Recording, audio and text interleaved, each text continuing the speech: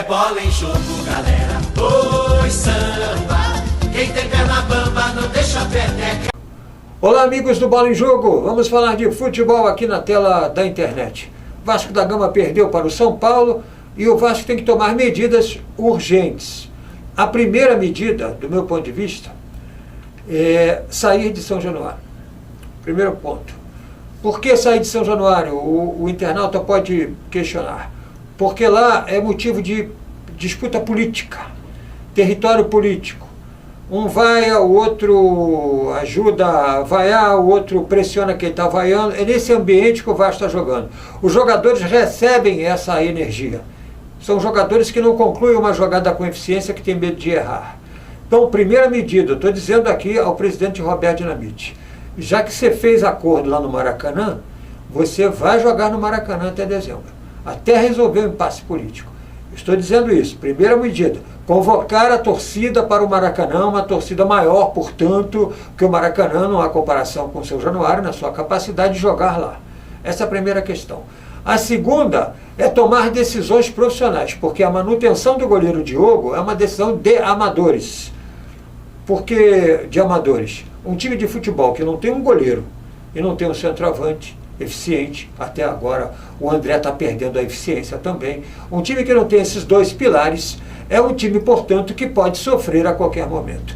E a decisão da manutenção do Diogo, eu já cansei de dizer, não é nada contra o profissional, mas ele tinha que amadurecer em outros clubes até chegar ao gol do Vasco da Gama, porque o gol do Vasco da Gama é um gol muito importante, e ele sofre muita pressão, o goleiro Diogo, pressão de uma torcida que está insatisfeita, mas os profissionais lá tomaram uma decisão, do meu ponto de vista, equivocada.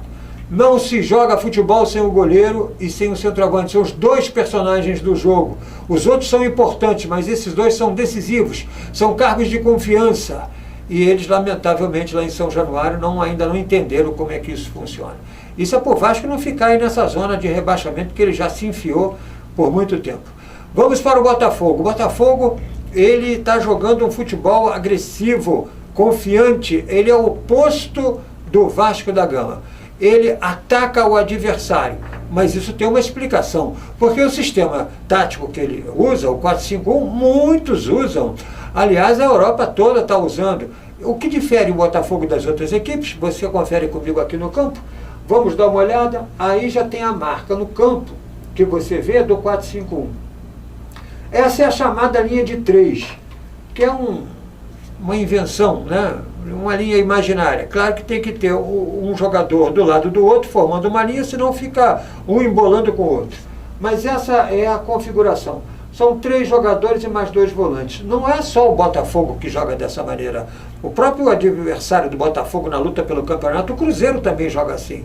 Aí você pergunta, Luiz, então qual é a diferença de times que jogam no mesmo sistema um para o outro? Eu vou dizer aqui o que eu penso sobre isso. Primeiro, é a condição técnica. Segundo, é a confiança em atacar.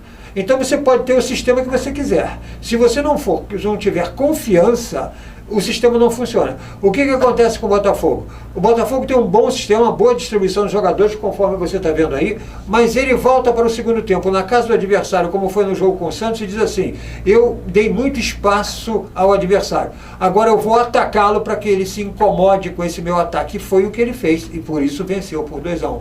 Essa é uma diferença. A outra diferença dessa linha de 3 que você está vendo aí, para a do Cruzeiro também, que joga nesse sistema, é que a linha de 3 do Botafogo toca passes que tem jogadores técnicos, como o Sidorf, tinha o Vitinho, agora tem o Yuri. Esses jogadores não se limitam à correria, à velocidade. É só você ver como o Sidorf sabe cadenciar um jogo, Rafael Marques também.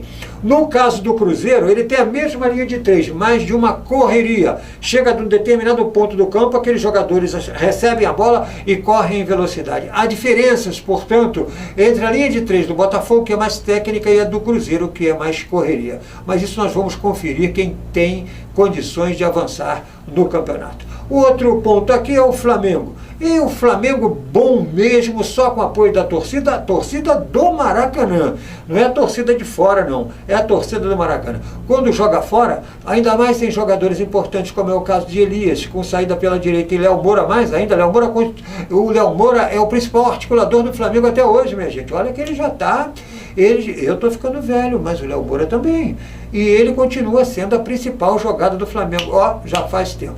Quando não tem Elias, quando não tem Léo Moura, vai jogar no campo do adversário, empata e vai ficar até dezembro negociando essa condição de sair da zona do rebaixamento. E o Fluminense, para a gente fechar esse programa aqui na internet, o Fluminense tem um dado curioso. Os jogadores, eles se viram, eles se transformam na adversidade. Pressionados, como estiveram há pouco tempo, fecharam com a torcida, estão lutando. E como tal, vão tirar o Fluminense, afastar o Fluminense dessa zona que já tanto incomodou o clube. A gente se vê sempre aqui na tela da internet. Um forte abraço. Barbosa, aumenta o som aí. Nossa amizade só dá Tupi, amiga de todas as horas, da dona de casa, Tupi, eu ouço aqui. de dia, de tarde, de noite. Tupi Morena, eu ouço aqui. Toca pra uma. Sem congestionamentos. Tupi? O trânsito fluido Eu ouço bem aqui. Tupi, patroa, eu ouço aqui. Tupi.